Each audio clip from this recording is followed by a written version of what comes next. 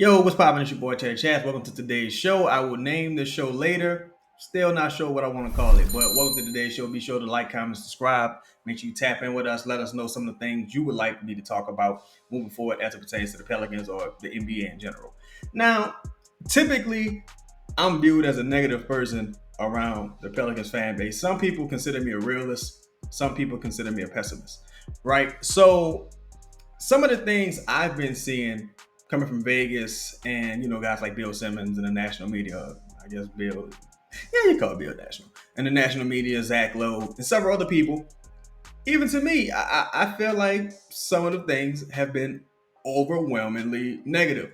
Now, I don't necessarily agree with some of the sentiments being put out there surrounding the Pelicans. I think a lot of those things have to do with, of course, Zion's injury history, Trey Murphy's injury history at this point, and the hire of Joe Dumars. I think Joe Dumars just doesn't have a lot of fans surrounding the league for several reasons. You can get into some of the conspiracy theories for some of the reasons that Joe Dumars is judged a bit more harshly than David Griffin was judged.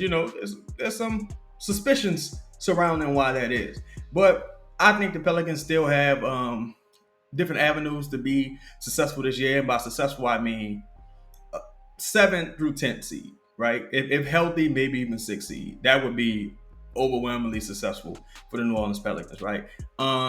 Considering DeJounte Murray's injury, there's going to be some things left to be desired there, considering you don't have a ton of depth on the second unit as it pertains to perimeter talent. But you do have some guys who could fill in that role with on-ball skills, that being a Jeremiah Fizz, even a Jose Alvarado to a lesser degree. I still think if Jose Alvarado and Jordan Hawkins, those two positions or those two roster spots were upgraded, even minimal upgrades, I think people would feel a lot more confident moving forward. I'm not ready to even shoe in Jordan Hawkins getting minutes, truthfully. I'm not even ready to shoot in Jose Alvarado getting minutes, truthfully, because Joe Dumars is a big fan of Jeremiah Fizz. That's why he drafted him at 7.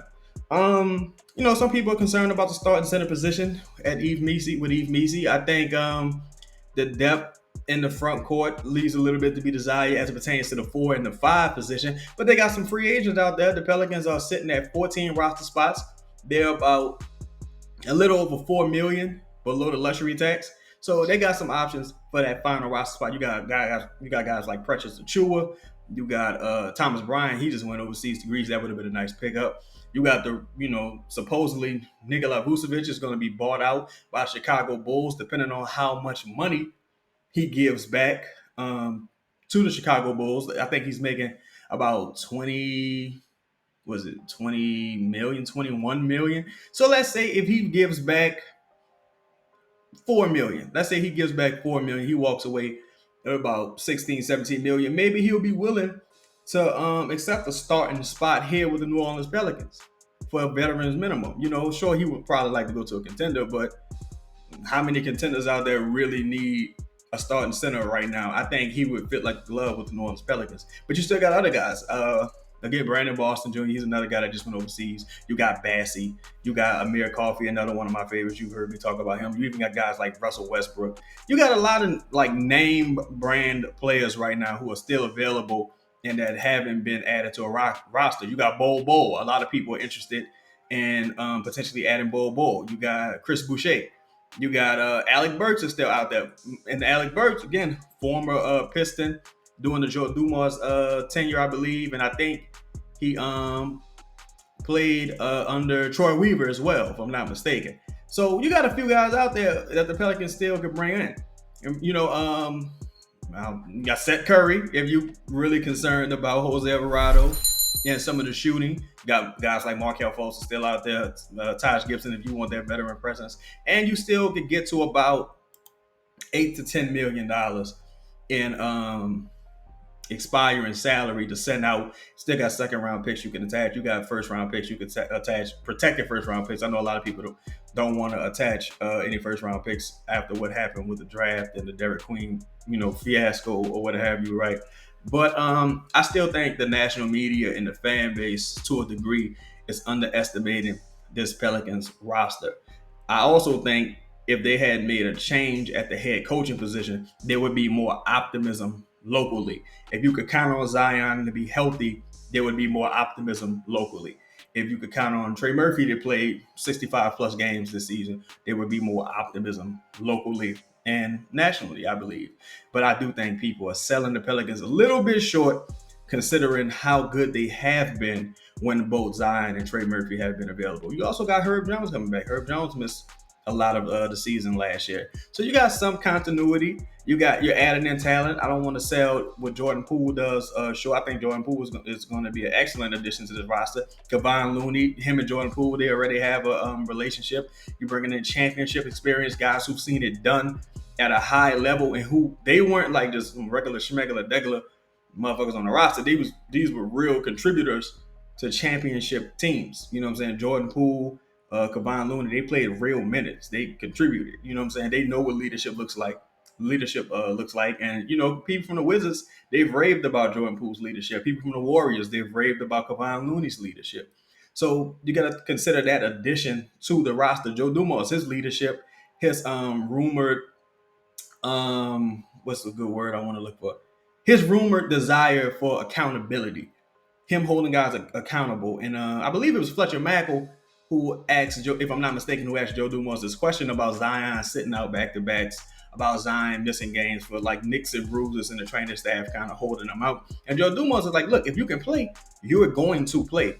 And that's music to my ears considering how fast this team needs to start out of the gates. The Pelicans need to, by the trade deadline, I think the Pelicans need to be at least a few games above 500. Considering maybe you get DeJounte Murray back by February. Maybe, he's showing people that he's healthy. And the cost to move him and bring in a larger addition to the roster is a little less than it would be right now today. Because I think right now today, you could probably get away with maybe a lottery protected first. And maybe by the deadline, you can get away with like a top 20 protected first, if you're lucky, if he shows people he's healthy. But I don't think that contract is going to become a positive asset. But hopefully he comes back. He's giving you some cool minutes off the bench in a limited role. I'm sure he's going to be limited when he first comes back. You got the addition of Saddiq Bey. You got to remember Saddiq Bey didn't play last year, but he's back. He appears to be healthy. Saw him in the open run. He's a 3-and-D guy. Was playing at a high level in Atlanta before his injury. You got Jeremiah Fairs. You got Derek Queen. You got the addition of Kevon Looney. Yves Missi, you're hoping he took another step. You got Carlo. He has one more year of experience. You got what appears to be a bought-in Zion. Trey Murphy, he's already making his progression back to the court. Same thing with Herb Jones. I don't want to write off Jordan Hawkins, but let's just say he's going to be, a year older with a year more experience. Jose Alvarado, he kind of has his role and his niche in what he does. But I still think the Pelicans got options with this free agent market with that $4 million. Personally, if it was me, if Nikola Vucevic was bought out, I'm probably going the Nikola Vucevic route versus the Amir Coffey route. Ideally, you get Nikola Vucevic for the vet man. You still got about $1 or $2 million left, and you send out Jose Alvarado or Jordan Hawkins, and then you bring in Amir Coffey. I think at this point, Amir Coffey is a much better player than Jordan Hawkins. Maybe not much better player. He's a better player. He's a more reliable veteran player. And Jordan Hawkins is making $4.7 million this year.